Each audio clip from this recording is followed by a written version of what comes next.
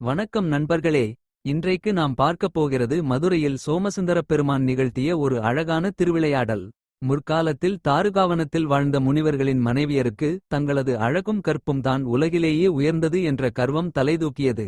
அவர்களின் இந்த அகந்தையை அடக்க எண்ணிய சிவபெருமான் ஒரு பேரழகான துறவியாக பிச்சைக்கார கோலத்தில் தாருகாவனத்திற்குள் நுழைந்தார். அந்த அழகிய துறவைக் கண்ட ரிஷி பத்தினிகள் தங்களை மறந்து மயங்கினர். தாங்கள் அணிந்திருந்த வளையல்களையும் மேகலைகளையும் அவரது திருவோட்டிலேயே போட்டதுடன் அறியாமலேயே அவர் பின்னாடியும் சென்றனர். இதை பார்த்த முனிவர்கள் கோபமடைந்து, நீங்கள் மதுரையில் வணிகர் குலத்தில் பிறந்து போங்கள் என்று சாபமளித்தனர்.